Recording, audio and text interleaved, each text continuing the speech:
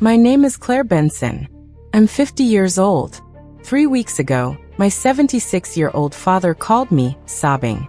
The first time in my entire life I'd ever heard him cry. He was begging me to come help because family helps family. For 28 years, I was the forgotten daughter, the one not worth a college fund, the one who watched my sister Natalie receive everything. The down payment on a house, the luxury SUV, the fairy tale wedding, the endless bailouts. My parents called her their success story. They called me just Claire. But when they both needed full-time care, when the doctor said they couldn't live alone anymore, they didn't call their golden child. They called me. I asked my father one question. Have you tried calling your successful daughter? The silence lasted 52 seconds. What I discovered in those 52 seconds, and what happened at the family meeting that followed, changed everything I thought I knew about my family, my sister, and myself. Before I tell you what happened next, if you've ever felt invisible in your own family, please take a moment to like and subscribe, but only if this story truly resonates with you. Drop a comment and let me know where you're watching from, and what time it is there. Now let me take you back to where it all began. The summer of 1987 was supposed to be exciting. I was 14, Natalie was 17, and our house buzzed with preparations for her departure to college. My parents threw a party, not just any party, a send-off celebration with 45 guests, catered food, and a banner that read, "Congratulations, Natalie, future CEO." I spent that evening carrying trays of hors d'oeuvres, refilling drinks, clearing plates. My mother had handed me an apron that morning and said, "Make yourself useful, sweetheart. This is your sister's big day." I didn't sit at the main table. I ate standing in the kitchen between trips to the dining room. My father gave a speech, his voice cracked with pride as he announced they were giving Natalie $35,000 for her 4 years at university. The guests applauded. Natalie cried happy tears. My mother beamed. No one looked at me. Later that night, after the guests left and I finished washing dishes, I found my father in his study. "Dad, what about my college fund?" He didn't look up from his paperwork. "We'll see, Claire. Not everyone is cut out for college. You're more practical."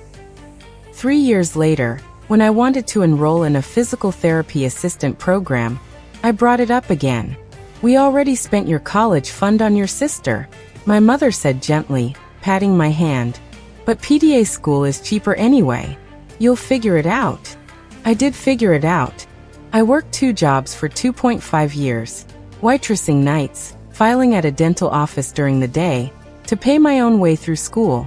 Natalie graduated debt-free with a business degree and a new car our parents bought her as a graduation gift. I didn't know then that those words, "We already spent your college fund," were just the beginning of a pattern that would last nearly 3 decades. The wedding was in June of 1996. Natalie married Daniel Ashford, a young lawyer with a firm handshake and a confident smile. She called him her ticket to the life she deserved.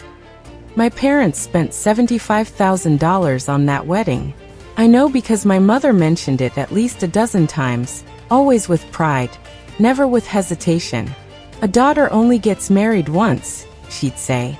"We want it to be perfect." I was a bridesmaid. I paid $450 for a dress I'd never wear again. When I asked if the bridal party expenses might be covered, Natalie laughed. "Claire, it's not that much. Just put it on a credit card." 3 years later, Kevin proposed to me. He was a carpenter. Steady work, calloused hands, kind eyes. My parents gave us $2,500. "You understand?"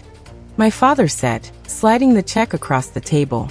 "Kevin seems like a practical man. He won't need a big wedding." Practical. That word again. My mother didn't come to my dress fitting. She was busy that day helping Natalie move into her new house, the one my parents had put $45,000 down on. "It's an investment in her future," my father explained when I asked why Natalie needed help buying a house when Daniel was a lawyer. "They're just starting out." That house was 3 blocks away from the 1-bedroom apartment Kevin and I were renting. At my small wedding, 50 guests, backyard ceremony, potluck reception. I watched my father dance with Natalie while my mother fussed over whether Natalie's shoes were comfortable. I told myself it was fine. I told myself I didn't need their money. But what I really needed, what I desperately needed, was for them to see me. I wouldn't understand just how blind they were until the phone call that came 21 years later. The phone rang at 2:43 a.m. on a Tuesday. I know the exact time because I stared at the screen for 3 full seconds before answering. My father's name glowed in the darkness. He hadn't called me in 7 months. Dad. The sound that came through the speaker stopped my heart. My father was crying. Not just crying, sobbing, gasping. The kind of raw, broken sound I'd never heard from him in 50 years of life. "Claire, it's your mother. She fell in the bathroom." I heard the crash and his voice cracked. "I can't lift her. I don't know what to do. There's blood." I was already out of bed pulling on clothes. "Dad, listen to me. Call 911 right now. I'm on my way." The hospital was 25 minutes from my house. I made it in 14. When I arrived, my mother was already in surgery. A broken hip, a bad one, the kind that changes everything for someone her age. My father sat slumped in a plastic chair, looking smaller than I'd ever seen him. "Mr. Benson." A doctor approached us. "Dr. Chin," according to his badge. "Your wife's surgery will take several hours, but I need to discuss something with you." He explained it carefully. My mother would need extensive rehabilitation, 4 months minimum. And my father, he paused, glancing at his notes, had shown concerning signs during the intake assessment.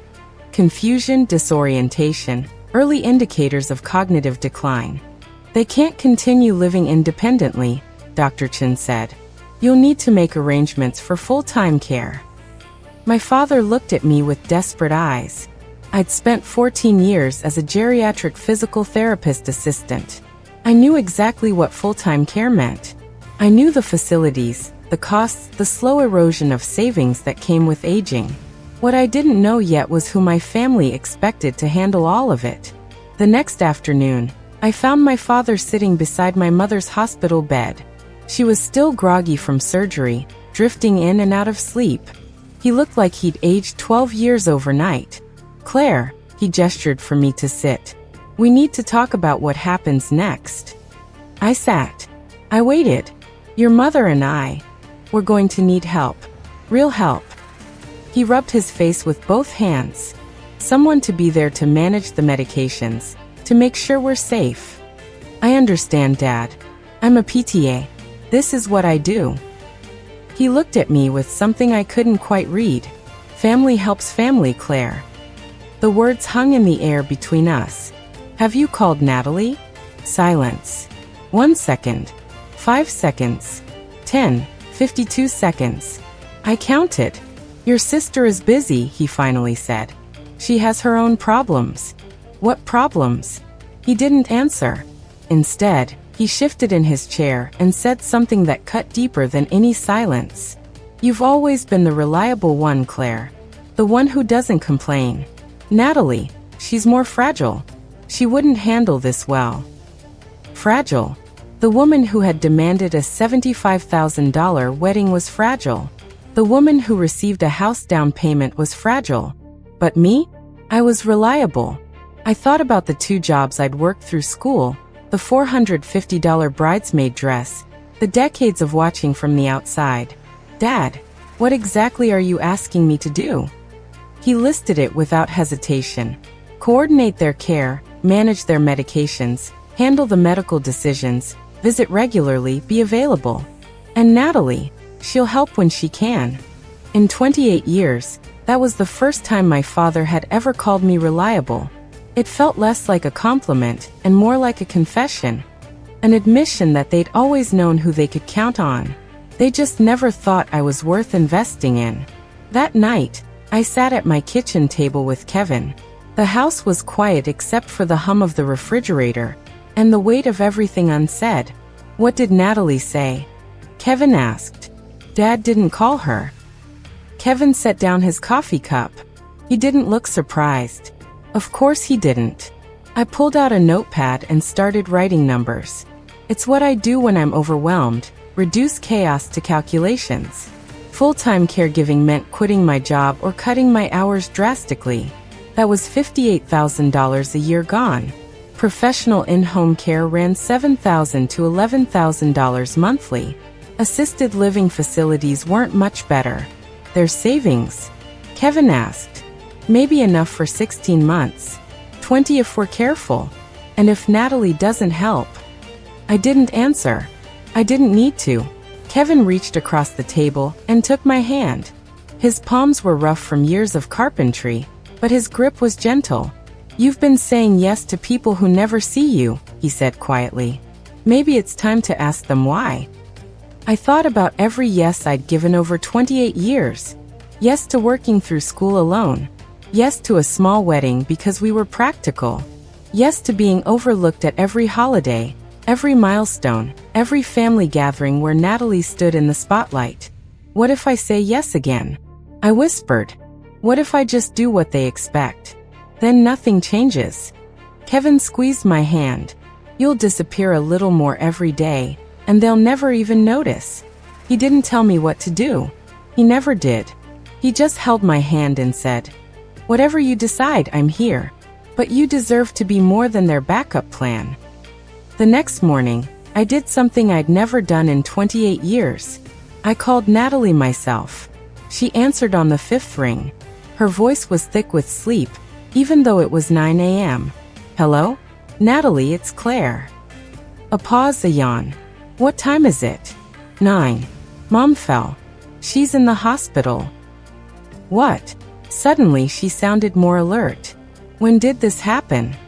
2 days ago. 2 days? Why didn't anyone call me? Dad said you were busy. Silence stretched between us. I heard rustling, sheets, maybe a door closing. I am busy, Claire. I have things going on. Mom needs surgery. She broke her hip. Dad's showing signs of cognitive decline. They need full-time care now. So what do you want me to do about it? The question hit me like ice water. Help share the responsibility. She sighed long and heavy. You know I'm not good at that stuff. What stuff? Taking care of our parents. The medical things, the organizing. That's your world, Claire. It doesn't have to be just my world. Look. Her voice hardened. You're the physical therapist assistant. This is literally your job. You know how to handle elderly people. They're our parents, Natalie. And they need money too. Care facilities cost thousands every month. I don't have money right now. You have the house. The one Mom and Dad bought for you. Dead silence. Natalie, I don't have that house anymore. What do you mean? I sold it 4 years ago, after the divorce. I felt the floor shift beneath me. The house my parents had sacrificed $45,000 to secure gone. And the money from the sale? That's none of your business. In 14 years of being a PTA, no one had ever made my profession feel so small. But it wasn't the dismissal that stung most. It was the absolute certainty in her voice that this was my problem to solve. Natalie, I need you to explain this to me. Explain what? My finances to you. If you can't contribute, I need to understand why. Another long sigh. I heard something in the background, a man's voice muffled. She covered the phone, spoke to someone, then came back. Fine. You want the truth? I'm drowning. Drowning how? Credit cards, living expenses.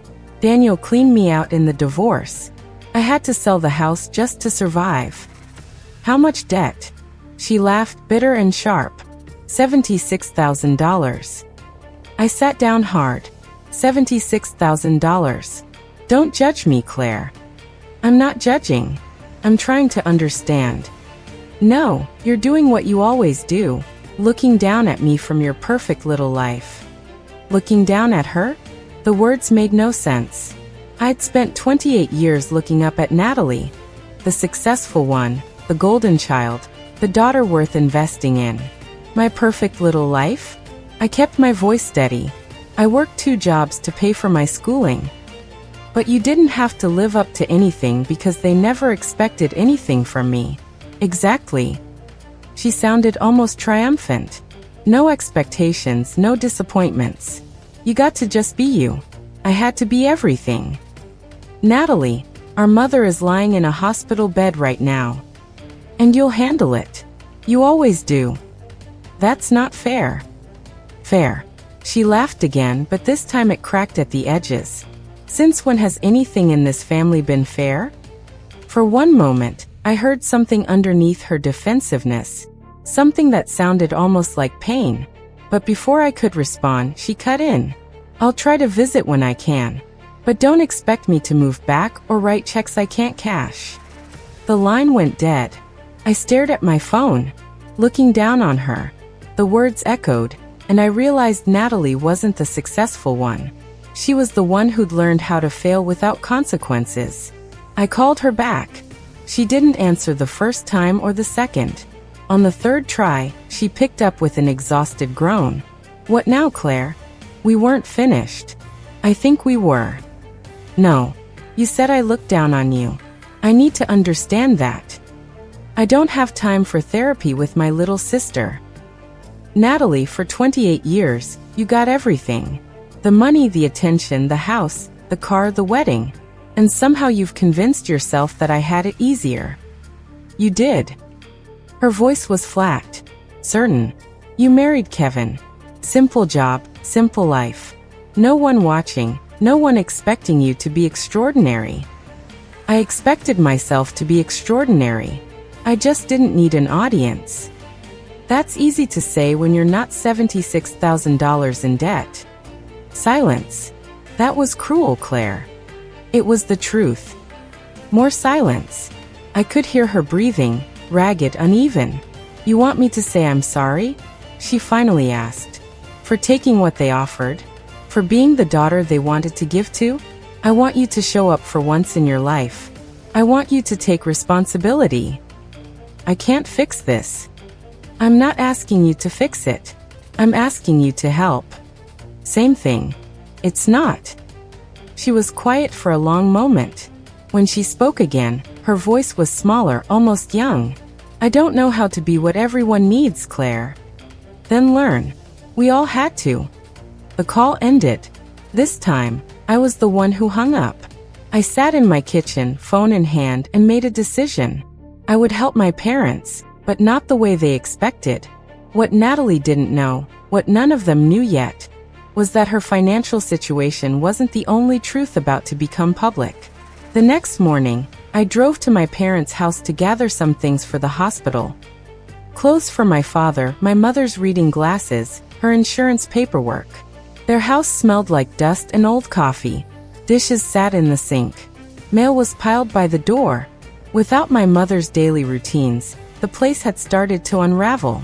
I found the insurance documents in my father's study, filed in a battered metal cabinet he'd had since I was a child. But as I rifled through the folders, my fingers touched something unexpected. A notebook, worn leather cover. My mother's handwriting on the first page. Family records. I shouldn't have opened it. It felt like trespassing. But something made me flip to the first page. Dates, names, dollar amounts. My mother had been keeping meticulous records since 1985. Natalie. College tuition, $35,000. Natalie. Graduation car, $11,000. Natalie. Wedding, $75,000. Natalie. House down payment, $45,000. The list went on page after page. Birthday gifts, emergency loans that were never repaid, a vacation to Europe, a new wardrobe for a job interview, dental work, credit card payments. I flipped to my section. Claire. Wedding gift, $2,500. Claire. Baby shower, $300. Claire. Kitchen appliances, $500. Christmas 1996, $400. 4 pages for Natalie. Half a page for me. I did the math in my head, then double-checked it. The numbers couldn't be right, but they were. The final entry was dated 4 months ago. In my mother's shaky handwriting, Natalie called. Needs $12,000. Emergency. Richard says no more. I don't know what to do. $12,000 more. After everything. I photograph each page with my phone. My hands were trembling, but my mind was clear. My mother had been tracking every penny for nearly 40 years. She knew exactly what they'd given and to whom. The only question was whether she'd ever let herself see what those numbers really meant. I kept searching. Behind the insurance folder, I found their financial statements, bank records, investment accounts, the architecture of my parents' retirement. What I discovered made my stomach drop. Their savings account held $115,000. That sounded like a lot until I calculated what full-time care actually cost. I pulled out more papers, withdrawal records going back 12 years. Every few months, another chunk disappeared. $4,000 here, $9,000 there, $18,000 in one devastating swoop. The pattern was clear. Over the past decade, my parents had withdrawn more than $180,000. Almost all of it had gone to Natalie. Money for the divorce, money for starting over, money that was now buried under $76,000 of credit card debt. Their life insurance was minimal. Their long-term care insurance was non-existent. Medicare would cover hospital stays but not assisted living, not in-home care. I called Susan Parker, a colleague who managed a memory care facility downtown. She'd been in geriatric care even longer than I had. Their finances? She asked after I explained. Maybe $115,000 total. She was quiet for a moment. With their level of need, that gives them maybe 14 months in a decent facility. 18 months if you stretch it. After that, you're looking at Medicaid applications, spend downs. It gets complicated. What about family contribution? That helps. But Claire, she paused, the hospital is going to want a family meeting before discharge. That's standard for cases like this. A family meeting, where everything, their finances, their plans, their expectations, would have to be laid out in front of everyone. Claire. Susan's voice softened. This is going to get ugly. Make sure you protect yourself. I thanked her and hung up. Then I sat in my parents' dusty study, surrounded by 40 years of unequal love written in my mother's careful handwriting, and began to plan. That night, I spread everything across our kitchen table. Bank statements, the notebook, my phone full of photographs. Kevin looked at it all without speaking. What are you going to do with this? He finally asked. I don't know yet, but I'm not going in blind anymore. Claire. He picked up one of the photos, Natalie's page, the one with the running total. This is $298,000 over nearly 40 years. He set it down. And you? $7,700. Neither of us spoke. The numbers said everything. I spent the next hour scanning the most important pages, creating digital backups. Then I called Michael Ross, an elder care attorney Kevin knew from a job site years ago. Family meetings at hospitals are standard, Michael explained. They're meant to clarify responsibilities before discharge. Nothing you say there is legally binding. Can they force Natalie to contribute? Legally, no. Adult children aren't obligated to pay for parents' care unless they've signed something. But socially, morally. He paused. That's a different story. What do you mean? Hospitals document these meetings. Social workers take notes. If one family member makes promises and doesn't follow through, that goes on record. It can affect how facilities view the family, how payment plans get structured. So yes, it matters. It matters a lot. I thanked him and hung up. The family meeting was scheduled for Thursday, for days away. I had one more call to make. Natalie's phone rang 6 times before going to voicemail. I left a message, keeping my voice even. Natalie, there's a family meeting at the hospital on Thursday at 10 a.m. You need to be there, even if it's by video call. Don't make me explain why. I wasn't planning revenge. I wasn't planning a confrontation. I was planning clarity. After 28 years, I just wanted everyone to see the truth. Now, before I tell you what happened at that family meeting, I'm curious about something. If you were in my shoes, would you have shared what you found in that notebook? Or would you have kept it to yourself? Type share or silent in the comments. I really want to know. And if you're still with me, please give this video a quick like. It helps more people find these stories. Okay, back to what happened next. Thursday morning, 10 a.m. The hospital's family conference room. The space was aggressively neutral. Beige walls, fluorescent lights, a long rectangular table with uncomfortable chairs, a large TV screen mounted on one wall for video calls. The kind of room where difficult decisions are made under harsh lighting. Kevin sat beside me, his hand resting near mine on the table.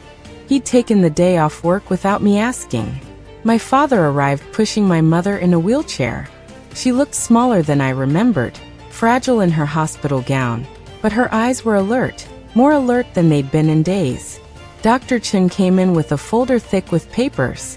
Behind him was Lisa Taylor, the hospital's social worker, a composed woman in her 40s with kind eyes and a clipboard. "We're just waiting for one more," Lisa said, glancing at the screen. The TV flickered to life. Natalie appeared, perfectly made up, sitting in what looked like an elegant living room. Cream-colored walls, fresh flowers on a side table. Her new husband, Brandon, hovered in the background. "Can everyone hear me?"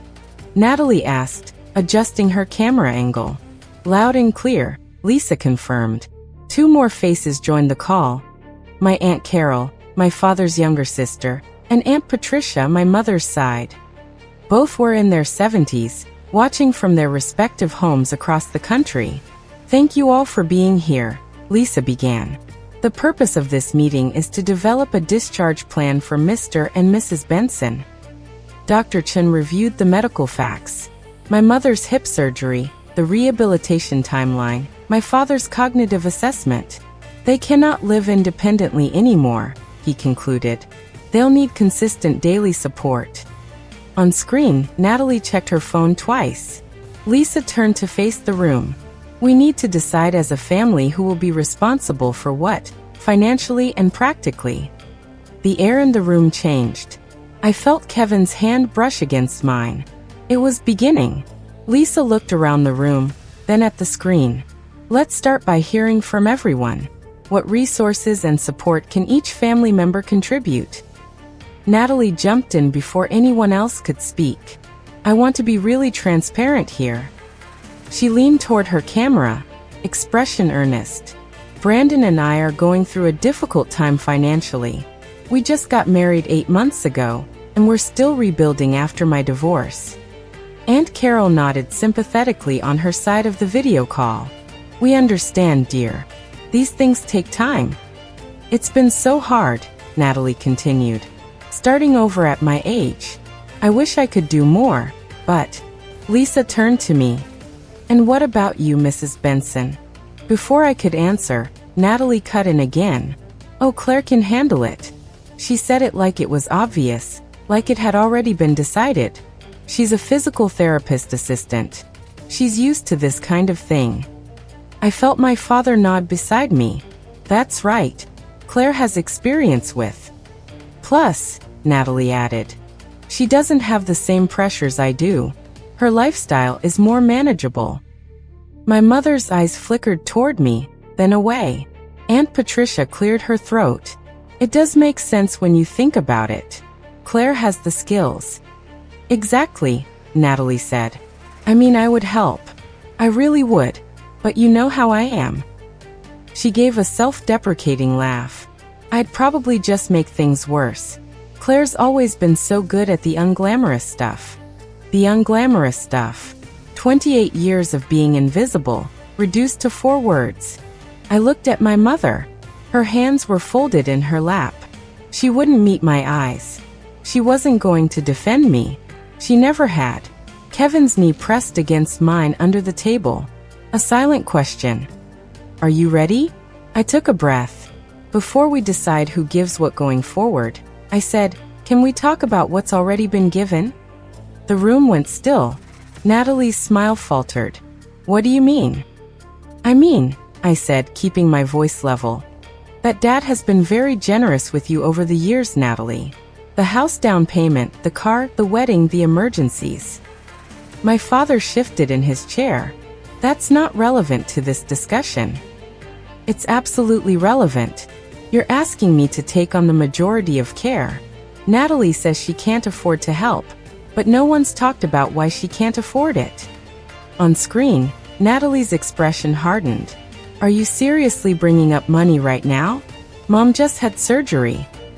I'm not bringing up money. I'm bringing up fairness. Fairness. She laughed, but it came out brittle. You want to talk about fair? I'm the one who had to deal with all their expectations, the pressure. You got to live under the radar. Under the radar? I let the phrase sit. Is that what you call working 2 jobs through school? Is that what you call paying my own way through everything? Aunt Carol looked uncomfortable. Maybe we should. I turned to face the video screen directly. Natalie, where's the house? The one Mom and Dad put $45,000 down on. Silence. You sold it, I said. 4 years ago. That's none of your business. Her voice was rising. It became my business when you said you couldn't help. Lisa Taylor looked between me and the screen, then at my parents. I think it's important for everyone to understand the full picture here. My mother's hands tightened in her lap. My father stared at the table, and on the screen, something flickered across Natalie's face. Not guilt, not shame. Fear. I reached into my bag. There's something I think everyone should see. I pulled out a folder and set it on the table. I found this at the house, I said, when I was looking for Mom's insurance papers. My mother's head lifted. For the first time since the meeting started, she looked directly at me. This is Mom's handwriting. I opened the folder to reveal photocopied pages. She's been keeping records of every financial gift to her children since 1985. I passed a copy to Lisa Taylor. Her eyebrows rose as she scanned the pages. What is that? Natalie demanded from the screen. What are you showing them? I began reading aloud. My voice was steady. I'd practiced this. Natalie. College tuition $35,000. Graduation car $11,000. Wedding $75,000. House down payment $45,000. Between 1987 and last year, various emergency loans totaling $132,000. The numbers filled the room like stones dropping into water. In total, I said, over nearly 40 years, Natalie has received approximately $298,000. Aunt Patricia gasped softly on screen. Aunt Carol's hand covered her mouth. And what does it say for you? Lisa asked gently. I turned to my section. Half a page. $7,700 total. Natalie was shaking her head. Those are lies. Mom would never. I wrote that, Natalie. Every head turned toward my mother. Her voice was thin, trembling, but clear. I wrote all of it. Every penny, every date. She looked at the camera where Natalie's face had gone pale. It's all true. My father stared at the papers like he was seeing them for the first time. Maybe he was. Maybe he'd let my mother handle the details while he convinced himself it was all fair. The shame on his face told me he couldn't hide from the math anymore. No one could. This is insane. Natalie's voice pitched higher. You kept a ledger? Like we're accounts to be balanced. My mother flinched but didn't look away from the screen. That money was for emergencies, Natalie continued. For opportunities. You never needed it, Claire. You were always fine on your own. I was fine because I had to be. You chose that life. Did I? I kept my voice low, controlled. Or was it chosen for me? Lisa Taylor was taking notes, her pen moving steadily across her clipboard. Let's stay focused on. No. Natalie cut her off. I want to know what Claire thinks she's proving. That she's the martyr? The saint who suffered in silence. I'm not proving anything. I'm showing the truth. The truth is that I had more potential. I had more opportunities. That's why they invested in me. And how did those investments pay off, Natalie? She went still. You sold the house, I said. The one they bought you. You lost it. I didn't lose anything. I made a financial decision. A decision that left you $76,000 in credit card debt. Brandon shifted uncomfortably behind Natalie. Aunt Carol looked away. You have no right, Natalie started. I have every right. You're telling this family you can't contribute to our parents' care. I'm explaining why. I didn't raise my voice. I didn't need to. $298,000. And you can't spare $200 a month. Natalie's eyes glistened. For a moment, she looked young. Lost. You're trying to humiliate me? No. I shook my head slowly. I'm trying to tell the truth. For the first time in 28 years, I'm just telling the truth. The room was silent. My mother was crying quietly. My father couldn't look at anyone at all. Lisa Taylor set down her pen. I think we need to pause and acknowledge what we've heard here. There's clearly a significant history that's affecting this conversation. I nodded. I'm not trying to punish anyone. I'm trying to be fair. Fair, Natalie muttered on screen. Yes, fair. I turned to face the whole room. Let me tell you what I have. I listed it simply, no pride, just facts. Kevin and I own our home. We paid off the mortgage 2 years ago. We have retirement savings we've built over 23 years. I have 14 years of experience in geriatric care. I know the system. I know the facilities. I know what mom and dad actually need. I paused. I can help. I have the skills, the resources, and honestly, the heart to help. But I won't do it as the invisible backup plan anymore. Aunt Patricia spoke up, her voice thick with emotion. Claire, we had no idea things were this unequal. No one asked. The words weren't accusatory. They were just true. My father cleared his throat. When he spoke, his voice was rough, broken. We did what we thought was best. Natalie always seemed to need more. She needed more because you taught her she deserved more. I looked at him, really looked at him. And you taught me to expect less. So I learned to build everything myself. My mother reached out and gripped my father's hand. Her lips were trembling. I'm sorry, she whispered. I thought Natalie needed it more. I thought you'd always be okay. I wasn't always okay, Mom. My voice cracked for the first time. I just learned not to ask. The silence that followed felt like something breaking open. And in that breaking, something shifted. I love you both, I said quietly. But love doesn't mean I have to erase myself. Lisa Taylor leaned forward, her voice professionally calm. I think it's clear there's a lot of history here, but my job is to make sure Mr. and Mrs. Benson have a safe discharge plan. She pulled out a printed sheet, a list of options. Let me walk through what we're looking at. Option 1. Family provides direct care. That means someone is present 24/7 managing medications, meals, mobility. She looked around the room. No one volunteered. Option 2. Assisted living facility. With their needs, you're looking at $6,500 to $9,500 per month. My father inhaled sharply. Option 3. In-home care with professional nurses, $4, $500, $8,000 monthly, depending on hours. And their savings? Lisa asked, looking at me. Around $115,000. So options 2 or 3 would be sustainable for roughly 12 to 16 months.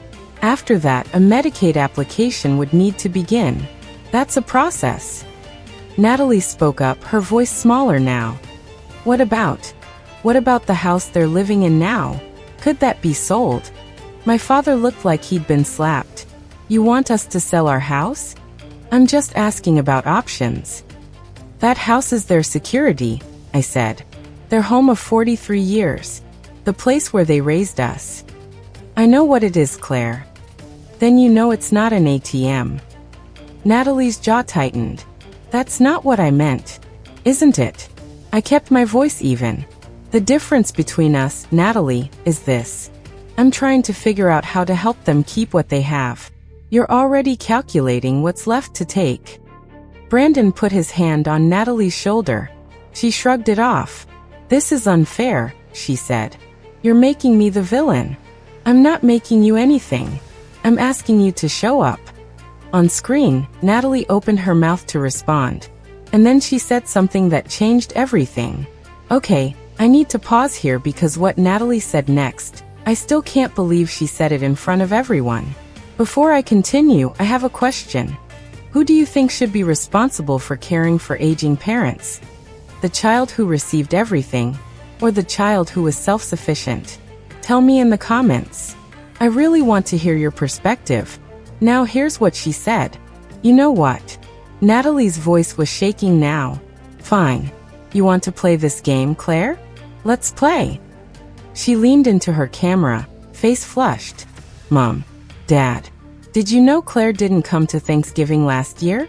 Or Christmas? She's been pulling away from this family for years. She barely calls, barely visits. My father frowned. My mother looked confused. That's not. I started. Let me finish. Natalie held up her hand to the camera. She acts like she's the devoted daughter. But where was she for the holidays? Where was she when I was hosting, cooking, making everything perfect? I waited until she was done. Then I spoke calmly. I didn't come because I wasn't invited.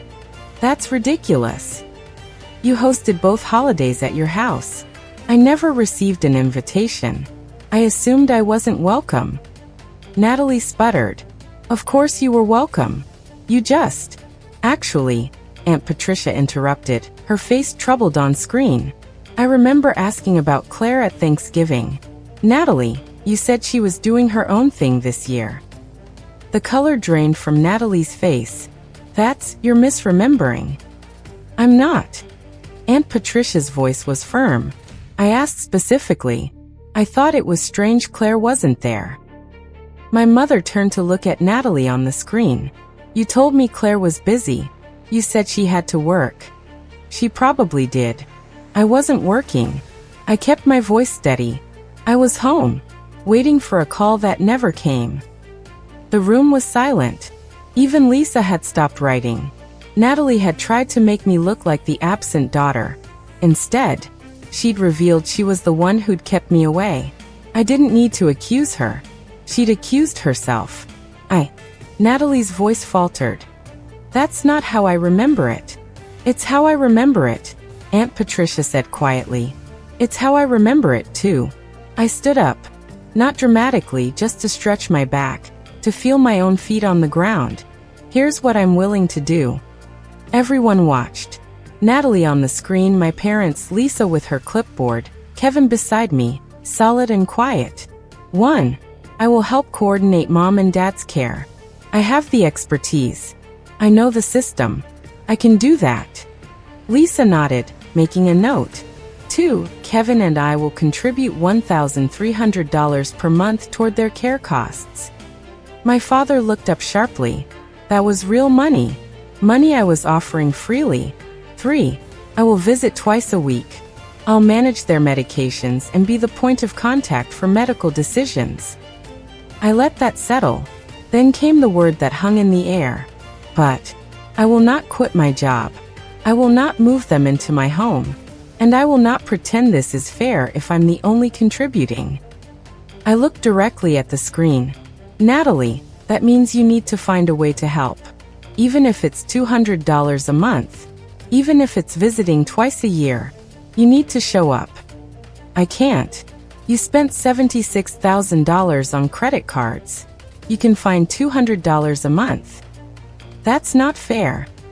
Neither was any of this. But here we are. Lisa Taylor spoke up. These seem like reasonable starting points for a care plan. Natalie, can you commit to any level of financial contribution? The silence stretched. Brandon whispered something to Natalie. She shook her head, then sighed heavily. Oh, I'll see what I can do. I'm not asking for equal, I said. I'm asking for something. Anything. Because nothing is not acceptable anymore. Natalie didn't respond. But she didn't argue either. For the first time in 28 years, she had nothing to say. My father broke first. We didn't know. His voice was barely audible. We didn't know it was this unequal. I looked at him. This man who had spent my whole life not seeing me. Yes, you did, Dad. Mom wrote it all down. My mother's shoulders were shaking. Tears ran down her cheeks, cutting tracks through her powder. I'm sorry. The words came out choked. I thought Natalie needed it more. She was always struggling, always asking. And you were so steady, Claire. So capable. So you gave her everything and left me to build my own life alone. I thought you were stronger. I had to be stronger. You didn't give me a choice. The silence that followed was unbearable. My father stared at his hands. My mother wept. On screen, Natalie had gone quiet. Not from strategy, but from something that looked almost like shock. So that's it. Natalie finally said, her voice small. I'm the villain now. The bad daughter. I shook my head slowly. You're not a villain, Natalie. You're my sister. But you've spent 28 years being protected from consequences. This is what consequences look like. Aunt Carol spoke up softly. Natalie, maybe Claire has a point. I don't need you to defend her. Brandon's voice came through quiet and firm. Natalie, we should talk about this later. At home.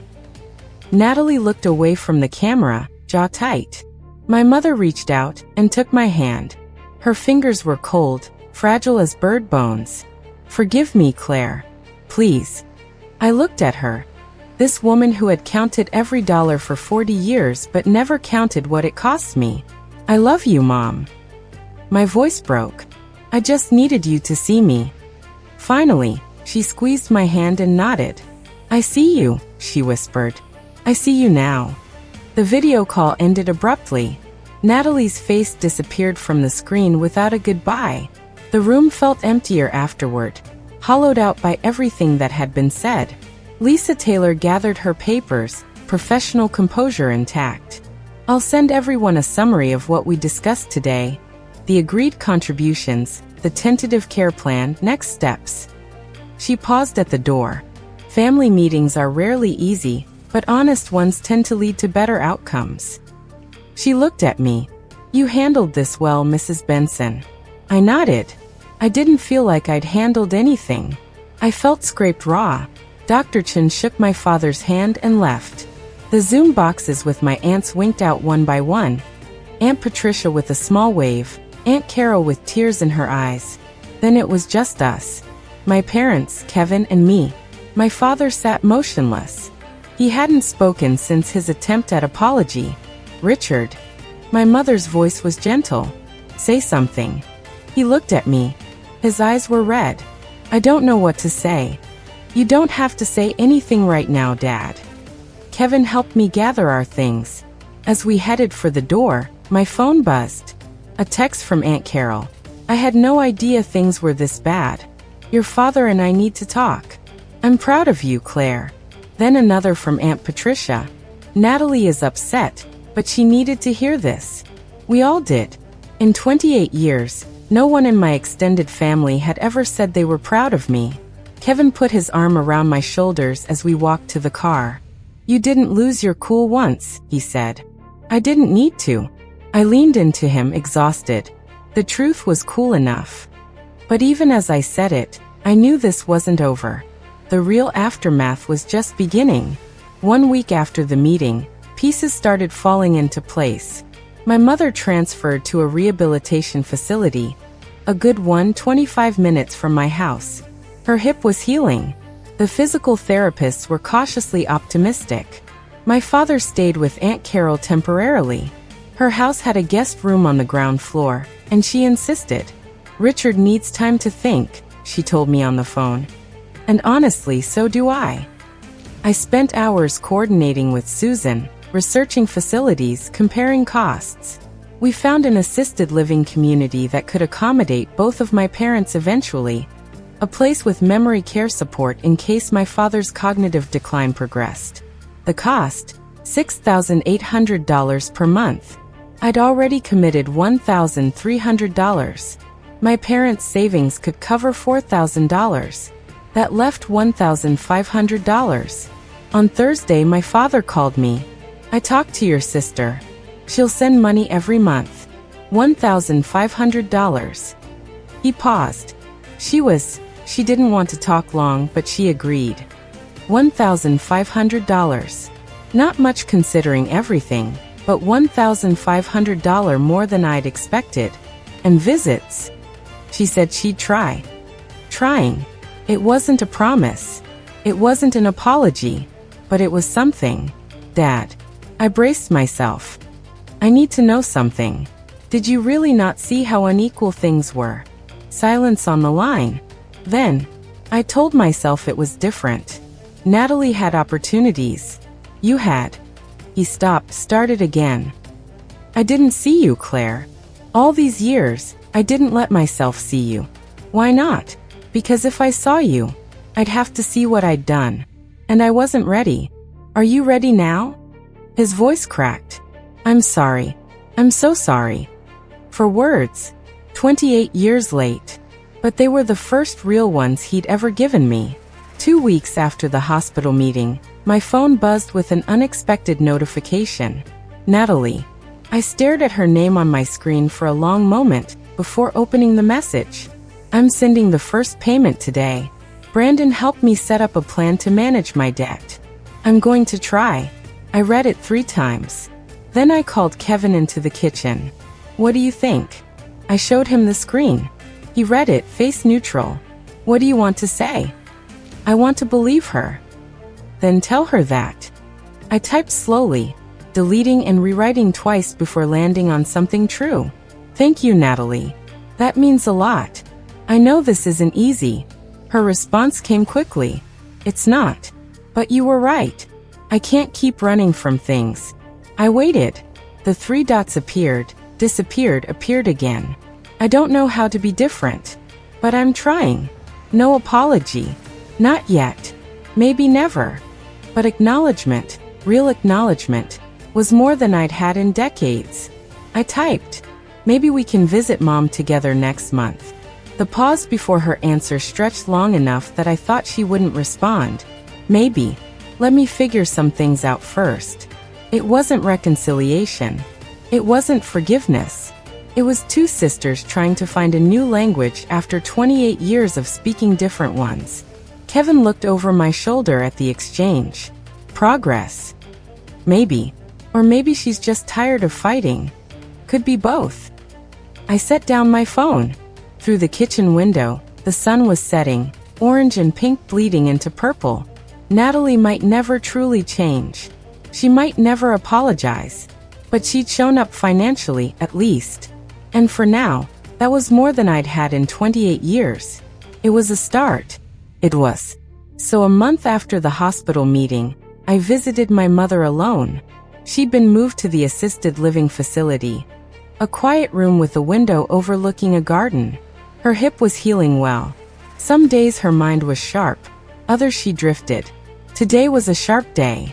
I found her sitting by the window, watching birds at a feeder outside. When I came in, she turned and smiled. Claire, sit with me. I pulled a chair close and took her hand. For a while we didn't speak. The silence wasn't uncomfortable, just full of everything we'd said and everything we hadn't. Your father showed me the notebook again, she finally said. All my numbers. I know, Mom. I always knew they were unequal. I knew what I was writing. She looked at me, eyes clearer than I'd seen them in weeks. I just didn't let myself see what they meant. Why not? She was quiet for a moment, collecting her thoughts. Natalie was like fire, bright and demanding and always hungry. I was afraid that if I didn't feed her, she'd burn out, disappear. She squeezed my hand. And you were like water. Steady, patient. I thought you'd always be okay. I wasn't always okay, Mom. I know that now. Her voice dropped. I know.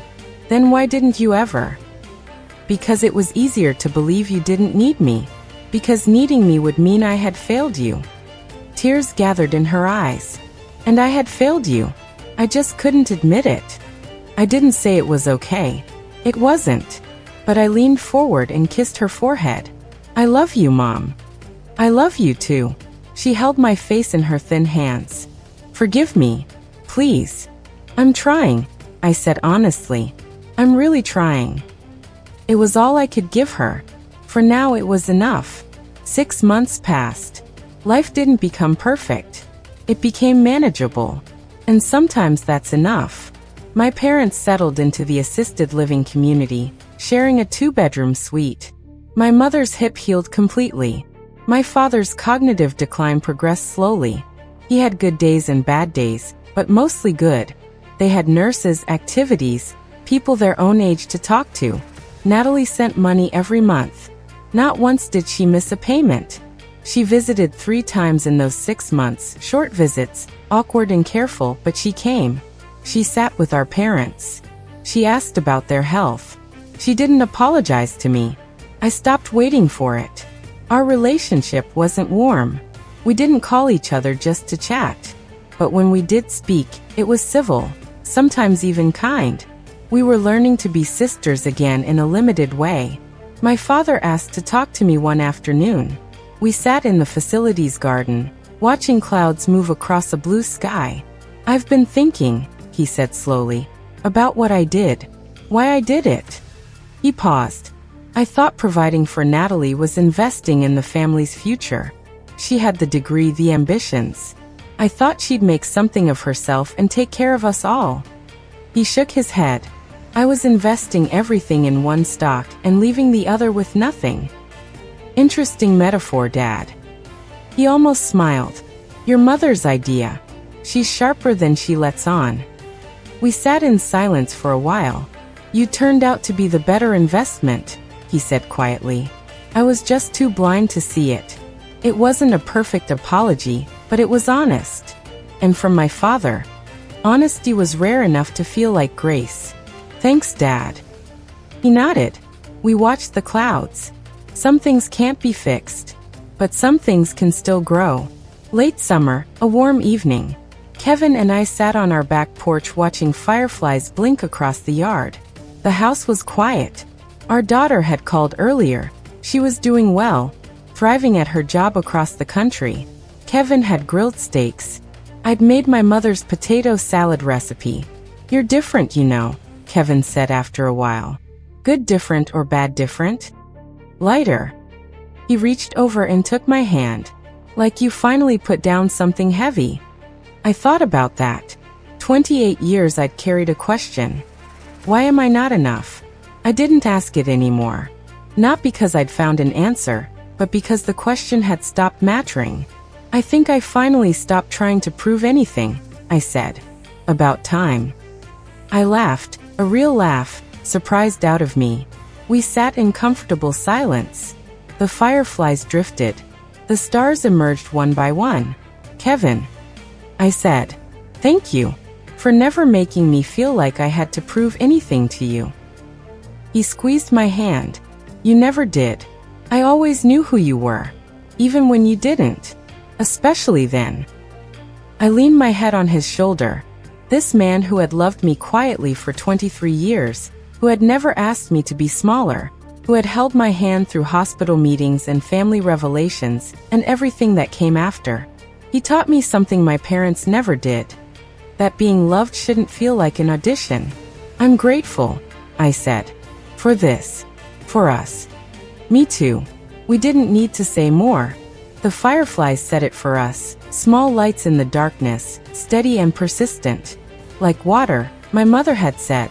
Steady, patient. Maybe that wasn't such a bad thing to be after all. Looking back now, I can see what I learned. It took 28 years of silence and one hospital meeting to understand these truths. Setting boundaries isn't rejection. It's self-preservation. I spent decades saying yes to people who never asked what I needed. Learning to say not like this wasn't cruelty. It was clarity. The truth may hurt in the moment, but silence hurts for a lifetime. I could have kept that notebook to myself. I could have swallowed my words at the family meeting like I'd swallowed them for years. But every time I stayed quiet, I lost a piece of myself. Speaking up was terrifying.